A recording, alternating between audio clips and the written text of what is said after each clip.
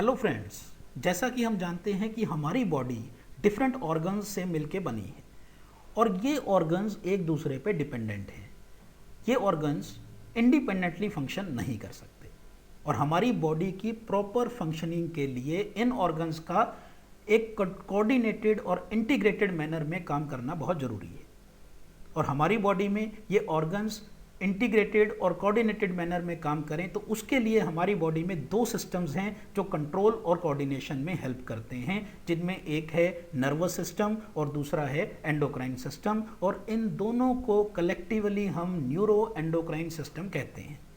तो इस वीडियो में हम एंडोक्राइन सिस्टम के बारे में स्टडी करेंगे। तो एंडोक्राइन सिस्टम क्या है? एंडोक्राइन सिस्टम हमारी बॉडी में जितने भी एंडोक्राइन ग्लैंड्स प्रेजेंट हैं वो मिलके हमारा एंडोक्राइन सिस्टम बनाते हैं। लेकिन ये एंडोक्राइन सिस्टम बाकी सिस्टम से थोड़ा सा अलग है। अलग कैसे है कि एंडोक्राइन सिस्टम में जो ग्लैंड्स हैं वो आइसोलेटेड हैं। मीन्स अगर हम बात करें, जो थायराइड ग्लैंड है ये हमारी नेक रीजन में लोकेटेड है, जबकि पेनक्रियाज जो है वो हमारे स्टमक के नज़दीक प्रेजेंट है। हाइपोथैलेमस जो है वो ब्रेन में प्रेजेंट है। तो ये जो डिफरेंट ग्लैंड्स हैं they are isolated from one another, एक दूसरे से आइसोलेटेड हैं, लेकिन फिर भी वो आपस में मिलके एक सिस्टम जो है वो बनाते हैं जिसे हम एंडोक्राइन सिस्टम कहते हैं। एंडोक्राइन सिस्टम को स्टडी करने से पहले हमें पता होना चाहिए कि ग्लैंड क्या होता है। ग्लैंड जो है it is a cell, tissue और ऑर्गन। कोई भी सेल, टिश्यू या ऑर्गन अगर कोई यूजफुल सेक्रेशन रिलीज करती है तो उसे हम ग्लैंड कहते हैं। हमारी बॉडी में तीन तरह के ग्लैंड्स जो हैं वो प्रेजेंट हैं। One is exocrine gland. Exocrine glands जो हैं वो ग्लैंड्स हैं जिनमें डक्ट्स प्रेजेंट होते हैं, जो अपनी सेक्रेशंस को डक्ट्स के थ्रू एक जगह से दूसरी जगह पास करते हैं, और इन ग्लैंड्स को इसलिए डक्ट ग्लैंड्स भी कहा जाता है। इसमें अगर हम एग्जांपल देखें तो liver, sweat glands, sebaceous glands, gastric glands और कुछ इंटेस्टाइनल ग्लैंड्स जो हैं वो हमारे एक्सोक्राइन ग्लैंड्स हैं। जबकि सेकंड जो कैटेगरी है वो है एंडोक्राइन ग्लैंड्स। एंडोक्राइन ग्लैंड्स जो हैं दे आर डक्टलेस ग्लैंड्स, इनमें डक्ट्स प्रेजेंट नहीं होते, इसलिए इन ग्लैंड्स को डक्टलेस ग्लैंड्स कहा जाता है। ये ग्लैंड्स कुछ केमिकल्स रिलीज करते हैं और उन केमिकल्स को हम हार्मोन्स या इंटरनल सेक्रीशंस बोलते हैं, इसलिए इन ग्लैंड्स को ग्लैंड्स ऑफ इंटरनल सेक्रीशंस भी कहा जाता है। अब इनमें डक्ट्स प्रेजेंट नहीं है तो ये कैसे अपनी सेक्रीशंस को एक जगह से दूसरी जगह जो है वो पास करते हैं? ये क्या करते हैं कि ये अपनी सेक्रीशंस जो हैं वो रिलीज करते हैं इन ब्लड। यानी एंडोक्राइन ग्लैंड्स जो हैं वो अपनी सेक्रेशंस को यानी कि हार्मोन्स को ब्लड में जो है वो रिलीज करते हैं, और उस ब्लड के थ्रू जो है इन्हें अपने रिस्पेक्टिव टारगेट ऑर्गन कौन सा है जहां पे वो हार्मोन्स एक्ट करते हैं वहां तक इसे कौन पहुंचाता है? ब्लड। यानी कि एंडोक्राइन ग्लैंड्स अपनी सेक्रेशंस को टारगेट ऑर्गन्स तक किसके थ्रू जो है वो पहुंचा रहे हैं? With the help of blood जो है वो इन हार्मोन्स को वहां टारगेट ऑर्गन्स तक पहुंचाते हैं। इनमें अगर हम एग्जांपल्स देखें तो कुछ एंडोक्राइन ग्लैंड्स जैसे thyroid gland, parathyroid, adrenal, pituitary, pineal body, thymus, ये कुछ ग्लैंड्स हमारे एंडोक्राइन ग्लैंड्स हैं। लेकिन कुछ हमारे ग्लैंड्स ऐसे भी हैं जो कि endocrine as well as heterocrine दोनों ग्लैंड्स की तरह फंक्शन करते हैं। इन ग्लैंड्स को हम हेट्रोक्राइन ग्लैंड्स या मिक्स्ड ग्लैंड्स कहते हैं। For example pancreas. अगर हम पेनक्रियाज की बात करें तो पेनक्रियाज जो है उसमें exocrine part as well as endocrine part दोनों प्रेजेंट है। एक्सोक्राइन पार्ट जो है उसके थ्रू ये पेनक्रिएटिक जूस जो है वो रिलीज करता है, जो कि पेनक्रिएटिक डक्ट के थ्रू हमारी स्मॉल इंटेस्टाइन के डोडिनम पार्ट में रिलीज होता है। और अगर इसके एंडोक्राइन पार्ट की बात करें तो ये हार्मोन्स रिलीज करता है, जिसमें मेन हार्मोन जो है इंसुलिन, ग्लूकागोन जो है वो रिलीज होते हैं और वो ब्लड के थ्रू अपने टारगेट ऑर्गन्स तक पहुंचते हैं। इसी तरह से अगर हम गोनेट्स, टेस्टिस और ओवरीज की बात करें तो टेस्टिस और ओवरीज जो हैं वो एंडोक्राइन हैं, क्योंकि वो सेक्स हार्मोन्स जो हैं वो प्रोड्यूस करते हैं जो कि ब्लड के थ्रू ट्रांसपोर्ट होते हैं, जबकि टेस्टिस और ओवरीज जो हैं उनका दूसरा काम जो है स्पर्म फॉर्मेशन और एग फॉर्मेशन यानी कि गैमीट फॉर्मेशन जो है वो भी कर रहे हैं। इसका मतलब ये जो है exocrine as well as endocrine दोनों ग्लैंड्स की तरह काम कर रहे हैं, इसलिए इनको हम हेट्रोक्राइन ग्लैंड्स कहते हैं। तो जो ग्लैंड्स हमारे सिर्फ हार्मोन्स ही रिलीज करते हैं उन ग्लैंड्स को होलोक्राइन ग्लैंड्स भी कहा जाता है। तो यानी वो एंडोक्राइन ग्लैंड्स जो सिर्फ हार्मोन रिलीज कर रहे हैं, कोई और फंक्शन वो परफॉर्म नहीं कर रहे हैं, उन्हें हम क्या बोलते हैं, होलोक्राइन ग्लैंड्स। जबकि जो ग्लैंड्स हार्मोन्स के साथ साथ अदर फंक्शन भी परफॉर्म कर रहे हैं they are called heterocrine glands और mixed glands. Hormones are non nutrient chemicals. कि हॉर्मोन्स क्या है, नॉन न्यूट्रिएंट केमिकल्स, यानी ये हॉर्मोन्स हमें कोई नरिशमेंट प्रोवाइड नहीं करते, एनर्जी प्रोवाइड नहीं करते, वो हमारे फूड में प्रेजेंट नहीं होते। They are secreted by endocrine cells. हमारे जो एंडोक्राइन ग्लैंड्स हैं उनमें ये सेक्रेट होते हैं in one part of the body and they are carried by blood. Blood जो है वो इनको लेके जाता है to their specific target organs और वहाँ वो किसी हमारे फिजियोलॉजिकल प्रोसेस को स्टिमुलेट या इनिबिट करते हैं। सबसे पहले जो हार्मोन डिस्कवर किया गया वो सेक्रेटिन हार्मोन था, जो कि हमारे स्मॉल इंटेस्टाइन में रिलीज होता है, जिसे डिस्कवर किया था बेलिस एंड स्टार्लिंग ने। जो टर्म हार्मोन है ये सबसे पहले 1905 में स्टार्लिंग ने दी और इसका जो ओरिजिन है वो एक ग्रीक वर्ड से हुआ है जिसको हॉर्मीन कहा जाता है, और हॉर्मीन का मतलब है किसी चीज को एक्साइट करना। लेकिन ये जो टर्म हम यूज कर रहे हैं हार्मोन, ये एक मिसनोमर है।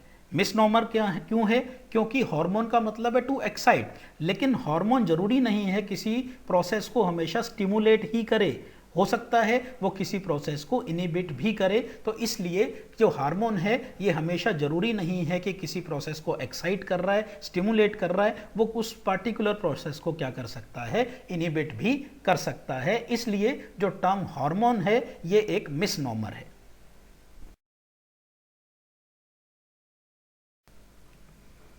Properties of hormones. हार्मोन्स की डिफरेंट प्रॉपर्टीज क्या हैं? फर्स्ट इज कि ये हार्मोन्स जो हैं एंडोक्राइन ग्लैंड्स के थ्रू रिलीज होते हैं। जैसा कि मैंने आपको पहले भी बताया कि जो हार्मोन्स हैं ये हमारे फूड में प्रेजेंट नहीं होते, ये हमारे एंडोक्राइन ग्लैंड्स जो हैं इनको रिलीज करती हैं। और दूसरा कि जो हार्मोन्स हैं, क्योंकि जो एंडोक्राइन ग्लैंड्स हैं उनमें डक्ट प्रेजेंट नहीं है, तो ये किसके थ्रू जो है ये कंडक्ट होते हैं, जो एंडोक्राइन ग्लैंड्स हैं वो इन हार्मोन्स को, इन सेक्रीशंस को रिलीज करते हैं डायरेक्टली ब्लड में, और ब्लड के थ्रू ये अपने स्पेसिफिक ऑर्गन तक पहुंचते हैं जिसे हम टारगेट ऑर्गन जो है वो कहते हैं। हार्मोन्स हमें कोई एनर्जी या बिल्डिंग मटेरियल प्रोवाइड नहीं करते। हमने पहले भी कहा कि हार्मोन्स जो हैं वो हमें कोई नरिशमेंट प्रोवाइड नहीं करते हैं, किसी तरह की एनर्जी या कोई बिल्डिंग मटेरियल प्रोवाइड नहीं करते, लेकिन ये हमारे ग्रोथ, डिफरेंशिएशन और डिफरेंट मेटाबॉलिक एक्टिविटीज़ को कंट्रोल करते हैं। हार्मोन टर्म जो है, मैंने आपको कहा कि हार्मोन का मतलब क्या है, हार्मोन का मतलब है टू स्टिमुलेट, टू एक्साइट, लेकिन जरूरी नहीं है कि ये किसी प्रोसेस को एक्साइट करें, हो सकता है वो किसी प्रोसेस को एक्सेलरेट करें, या हो सकता है कि किसी प्रोसेस को वो इनिबिट करें। तो हमारी डिफरेंट एक्टिविटीज़ जैसे फिजिकल, मेंटल और मेटाबॉलिक एक्टिविटीज़ को ये कोऑर्डिनेट करते हैं और होम्योस्टेसिस को मेंटेन करने में हेल्प करते हैं। जो हार्मोन्स हैं उनका मोलिकुलर वेट जो है वो लो है। फॉर एग्जांपल अगर हम बात करते हैं ADH, एंटी डायरेटिक हार्मोन की अगर हम बात करें तो इसका मोलिकुलर वेट 600 टू 2000 डाल्टन्स है। Next property of hormones is कि जो हार्मोन्स हैं they act in very low concentration, यानी कि वो बहुत ही स्मॉल अमाउंट्स में रिक्वायर्ड हैं of the order of 10⁻⁻10 molars. और सबसे मेन बात कि जो हार्मोन्स की अमाउंट है वो हमेशा एक स्पेसिफिक अमाउंट्स में ही रिक्वायर्ड हैं। अगर वो हार्मोन अपने स्पेसिफिक अमाउंट से ज़्यादा रिलीज हो जाता है, जिसे हम हाइपर सेक्रीशन बोलते हैं, या अपने स्पेसिफिक अमाउंट से वो कम रिलीज होता है जिसे हम हाइपो सेक्रीशन बोलते हैं, तो हमारी बॉडी में उनके हाइपो या हाइपर सेक्रीशन से सीरियस फिजियोलॉजिकल डिस्टर्बेंसेस जो हैं वो क्रिएट होंगी और उससे हमारी बॉडी में कई तरह के डिफेक्ट्स जो हैं वो प्रोड्यूस हो सकते हैं। नेक्स्ट प्रॉपर्टीज कि हार्मोन्स जो हैं वो शॉर्ट लाइव्ड हैं, कि एक बार प्रोड्यूस होने के बाद वो मेटाबॉलिज्म में अपने फंक्शन जब वो परफॉर्म हो रहे हैं कर रहे हैं तो उस मेटाबॉलिक फंक्शंस के दौरान वो यूज अप हो जाते हैं, उन्हें दोबारा बार बार हम यूज नहीं कर सकते। कुछ हार्मोन्स जो हैं वो क्विक एक्टिंग हैं, फास्ट एक्ट करते हैं जैसे कि एड्रेनालिन, जबकि कुछ हार्मोन्स ऐसे हैं जो कि स्लो एक्ट करते हैं जैसे कि एस्ट्रोजन हार्मोन जो कि ओवरी के थ्रू रिलीज होता है। कुछ हार्मोन्स इनएक्टिव फॉर्म में रिलीज होते हैं जिन्हें हम प्रो हार्मोन्स बोलते हैं, जिन्हें क्या कहा जाता है, प्रो हार्मोन्स। और इसका सबसे इंपॉर्टेंट एग्जाम्पल है इंसुलिन। इंसुलिन हमारी बॉडी में इनएक्टिव फॉर्म में रिलीज होता है जिसे प्रो इंसुलिन कहा जाता है, लेकिन उसके बाद इस हार्मोन की प्रोसेसिंग होती है और जिसके थ्रू प्रो इंसुलिन जो है वो इंसुलिन में चेंज हो जाता है जो कि एक्टिव फॉर्म है और उसको अपना फंक्शन जो है वो परफॉर्म करता है। हार्मोन्स जो हैं दे आर स्पेसिफिक हार्मोन जो है, इसका मतलब ये है कि जो हार्मोन्स हैं वो एक स्पेसिफिक इंफॉर्मेशन को ही स्पेसिफिक टारगेट ऑर्गन तक लेके जाते हैं और सिर्फ वही टारगेट सेल्स इन पर्टिकुलर हार्मोन्स के लिए रिस्पॉन्ड कर सकती हैं जिन सेल्स पे इन हार्मोन्स के लिए रिसेप्टर प्रेजेंट है। यानी कि जो रिसेप्टर ऑर्गन्स हैं या रिसेप्टर सेल्स हैं उन पे अपने हार्मोन्स के लिए क्या प्रेजेंट होते हैं, रिसेप्टर्स प्रेजेंट होते हैं और इन रिसेप्टर्स के थ्रू वो हार्मोन्स के साथ जो है वो इंटीग्रेट करते हैं और बाइंड करते हैं।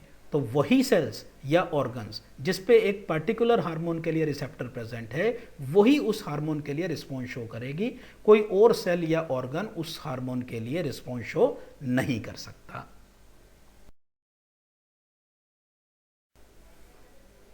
Classification of hormones. हार्मोन्स को हमने क्लासीफाई किया है दो तरह से। एक तो है on the basis of chemical nature. अगर हम केमिकली देखें तो हार्मोन्स जो हैं उनको 3 कैटेगरीज में डिवाइड किया गया है। One is protein and peptide hormones, second is amine hormones और amino acid derivatives and third is steroid hormones. तो फर्स्ट अगर हम बात करते हैं प्रोटीन एंड पेप्टाइड हार्मोन्स की, तो मोस्ट ऑफ द हार्मोन्स जो हमारी बॉडी में रिलीज होते हैं वो या तो पेप्टाइड हार्मोन्स हैं या प्रोटीन्स हैं। और उनका साइज की अगर हम बात करें तो साइज उनका जो है वो वेरी करता है from 3 amino acids to 200 amino acids.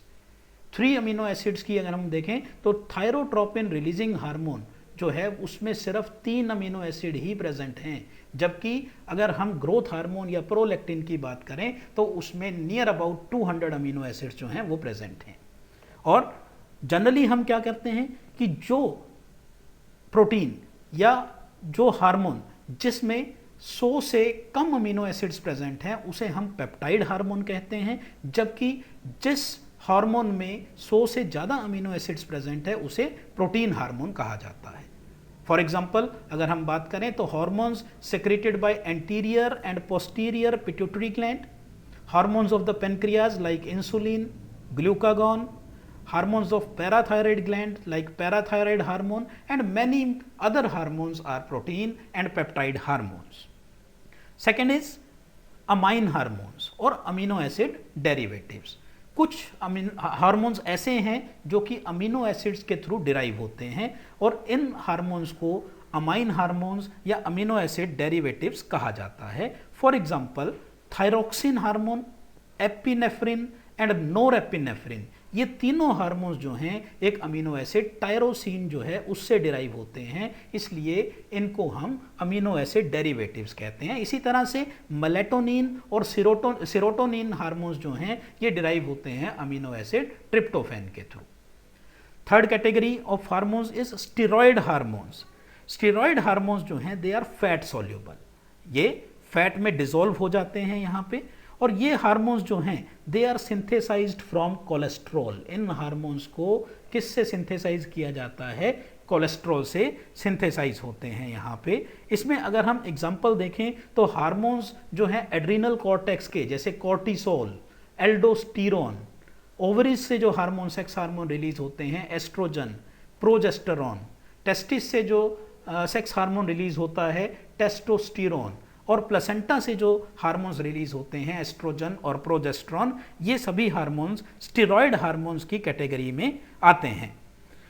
ये हार्मोन्स बहुत ही स्मॉल साइज के होते हैं और ये क्योंकि फैट सोल्यूबल हैं तो ये हार्मोन्स, स्टेरॉयड हार्मोन्स जो हैं, ये सेल मेम्ब्रेन को इजीली क्रॉस कर जाते हैं, यानी उनके थ्रू डिफ्यूज कर जाते हैं और साइटोसोल में एंटर कर जाते हैं।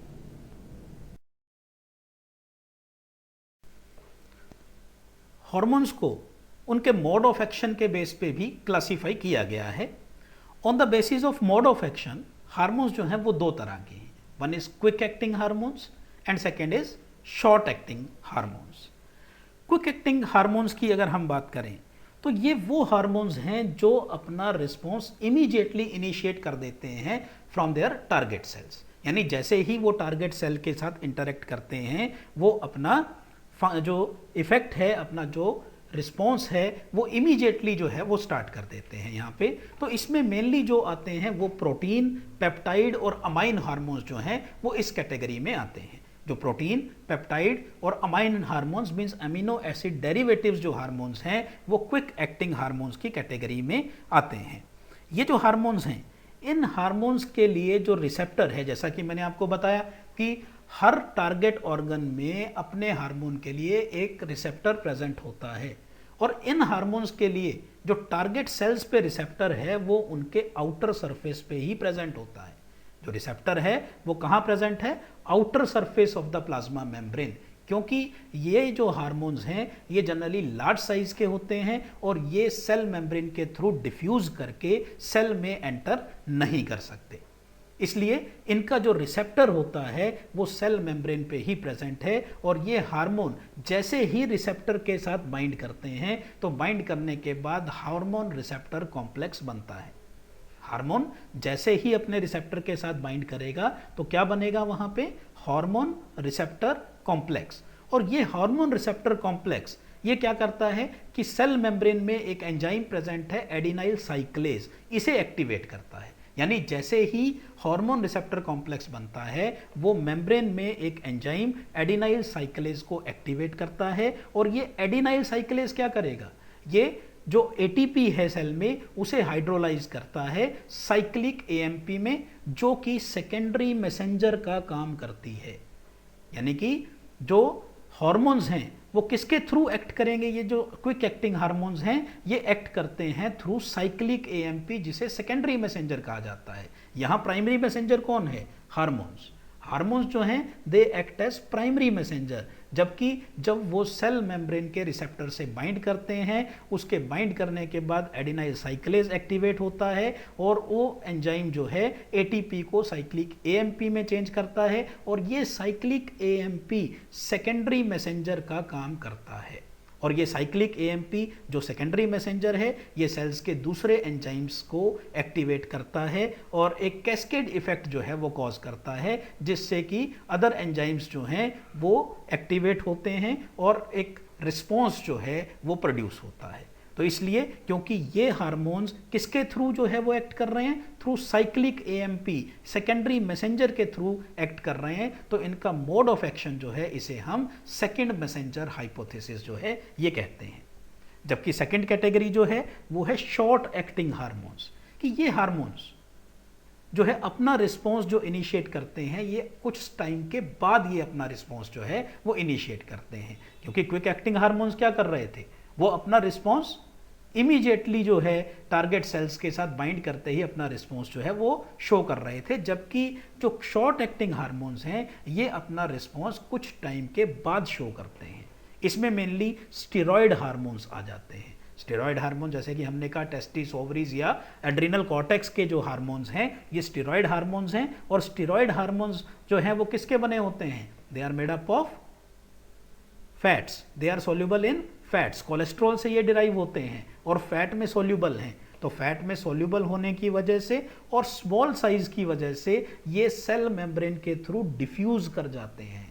सेल मेम्ब्रेन के थ्रू डिफ्यूज करके कहाँ चले जाते हैं, टारगेट सेल में एंटर कर जाते हैं, और वहाँ टारगेट सेल में एंटर करने के बाद वहाँ साइटोप्लाज्म में कुछ रिसेप्टर्स प्रेजेंट हैं जिनके साथ वो बाइंड करते हैं, और बाइंड करके वो हार्मोन रिसेप्टर कॉम्प्लेक्स बनाते हैं साइटोप्लाज्म में। और ये जो हार्मोन रिसेप्टर कॉम्प्लेक्स यहाँ बनेगा ये एंटर करता है न्यूक्लियस के अंदर।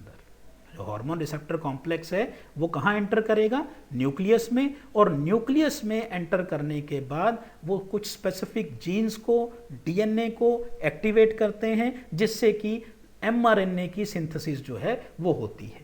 यानी वो किसको एक्टिवेट कर देंगे, जीन्स को एक्टिवेट कर देते हैं, और जीन्स को एक्टिवेट करने के बाद वहाँ क्या सिंथेसाइज होता है, एमआरएनए, और एमआरएनए जो है वो आगे फिर प्रोटीन्स बनाएगा जो कि एंजाइम्स का काम करेंगे, और एक पार्टिकुलर रिस्पॉन्स जो है वो स्टार्ट हो जाता है।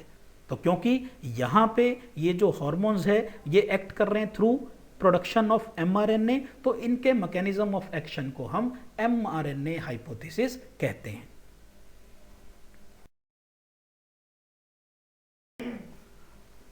जैसा कि हमने शुरू में कहा कि हमारी बॉडी में दो तरह के सिस्टम प्रेजेंट हैं जो कि कंट्रोल और कोऑर्डिनेशन में हेल्प करते हैं।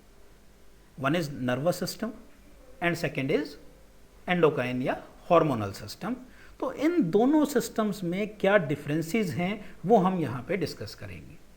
तो फर्स्ट अगर हम बात करते हैं स्पीड ऑफ एक्शन, कि नर्वस कंट्रोल जो है वो क्विक एक्ट करता है, बहुत फास्ट जो है वो एक्ट करता है, जबकि हार्मोनल सिस्टम, जैसे कि हमने कहा कि कुछ हार्मोन्स जो हैं वो क्विक एक्टिंग हैं और कुछ हार्मोन्स जो हैं वो स्लो एक्टिंग हैं, लेकिन ओवरऑल अगर हम कंपैरिजन करें नर्वस सिस्टम के साथ तो नर्वस सिस्टम जो है वो बहुत फास्ट एक्ट करता है, जबकि जो हमारा हार्मोनल सिस्टम है वो कंपैरेटिवली बहुत ही स्लो जो है वो एक्ट करता है। दूसरा अगर हम बात करें मोड ऑफ ट्रांसमिशन की, तो जो नर्वस सिस्टम है, जो नर्व इंफॉर्मेशन जो है ट्रेवल करती है वो इम्पल्स की, इलेक्ट्रिकल इम्पल्स या इलेक्ट्रोकेमिकल इम्पल्स की फॉर्म में इंफॉर्मेशन एक पार्ट से दूसरे पार्ट में ट्रेवल करती है, जबकि हार्मोन्स में हमने पढ़ा कि जो इंफॉर्मेशन ट्रेवल करती है वो हार्मोन्स की फॉर्म में, जिन्हें हम क्या कहते हैं, केमिकल मैसेंजर्स कहते हैं, उनके थ्रू ट्रेवल करती है। Next, path of transmission. Nervous system में जो इंफॉर्मेशन ट्रेवल करती है वो नर्व्स के थ्रू या नर्व फाइबर्स के थ्रू ट्रेवल करती है, जबकि हार्मोन्स किसके थ्रू ट्रेवल करते हैं, हमने कहा कि इनमें डक्ट्स नहीं होते, ये अपनी सेक्रीशंस कहाँ रिलीज करते हैं, ब्लड में। तो हार्मोन्स जो हैं वो ट्रेवल करते हैं थ्रू ब्लड। अगर हम डायरेक्शन की बात करते हैं तो जो नर्व्स हैं वहाँ जो इम्पल्स ट्रेवल करता है वो एक स्पेसिफिक डायरेक्शन में जो है वो ट्रेवल करता है, यानी कि या तो वो सेंट्रल नर्वस सिस्टम जो है उससे इफेक्टर ऑर्गन की तरफ जाएगा या फिर रिसेप्टर से सेंट्रल नर्वस सिस्टम की तरफ जाता है, जबकि जो हार्मोन्स हैं वो ब्लड में रिलीज हो जाते हैं, और ब्लड से जो टारगेट ऑर्गन है उसके रिसेप्टर उसको अपने आप वहाँ से पिक कर लेते हैं। जो रिसेप्टर हैं वो अपने आप ब्लड से उसको जो है वो पिक करते हैं जिस ऑर्गन में उस हार्मोन के लिए स्पेसिफिक रिसेप्टर प्रेजेंट है, क्योंकि हमने कहा कि हर हार्मोन का अपना एक रिसेप्टर होता है जो कि सिर्फ उसके टारगेट ऑर्गन में ही प्रेजेंट होता है। तो जब ब्लड सर्कुलेट कर रहा है पूरी बॉडी के थ्रू वो हार्मोन सर्कुलेट करता है, लेकिन उसका जो स्पेसिफिक जो टारगेट ऑर्गन है उस पर जो रिसेप्टर है उसके थ्रू वो सर्कुलेशन से वो हार्मोन जो है वो पिक करते हैं। और अगर हम सुटेबिलिटी की बात करें तो जो नर्वस कंट्रोल है वो क्विक रिएक्शंस के लिए और रिफ्लेक्सेस के लिए जो है वो रिक्वायर्ड है। फॉर एग्जांपल, अगर हमारा किसी गर्म चीज़ पर पाँव रखा जाता है तो क्या होगा, हम उसे एकदम से दूर कर लेते हैं, क्योंकि उसके लिए हमें क्विक एक्शन जो है वो रिक्वायर्ड है। अगर वो हार्मोन्स कंट्रोल करें तो हार्मोन्स जो हैं वो ज़्यादातर लॉन्ग टर्म चेंजेस को कंट्रोल करते हैं। तो अगर हम बात करते हैं क्विक रिएक्शन के लिए, तो क्विक रिएक्शन के लिए नर्वस कंट्रोल जो है वो यहाँ पे काम करता है। तो अगर हम वो पैर उधर नहीं करेंगे तो क्या होगा, अगर पैर को हम उस गर्म चीज़ से नहीं हटाएंगे तो वो क्या होगा, वो जल जाएगा। अगर हम ये मान लें कि वो उसे अगर हार्मोन कंट्रोल करते हैं, तो आपको मैंने बताया कि हार्मोन क्या करेगा, पहले रिसेप्टर से बाइंड करेगा, फिर जाके कुछ रिएक्शन स्टार्ट होंगी जिसमें कुछ टाइम लग जाता है, और इतने में तो हमारा पाँव जल ही जाएगा। तो इसलिए क्विक रिएक्शंस के लिए जो है हमारा नर्वस सिस्टम जो है वो काम करता है, जबकि लॉन्ग टर्म चेंजेस के लिए, जैसे कि प्रेगनेंसी, अगर हम ह्यूमन बींग्स में देखें तो प्रेगनेंसी पीरियड जो है वो लगभग 9 मंथ्स प्लस माइनस 7 डेज है। तो इस प्रेगनेंसी पीरियड को, इतने लंबे पीरियड को नर्वस सिस्टम कंट्रोल नहीं कर रहा है, उसे कौन कंट्रोल कर रहा है, हमारा हार्मोनल सिस्टम जो है वो कंट्रोल करता है। और अगर हम ड्यूरेबिलिटी की बात करें तो नर्वस सिस्टम जो है वो शॉर्ट टाइम इफेक्ट है, जबकि हार्मोनल कंट्रोल जो है वो लॉन्ग लास्टिंग है।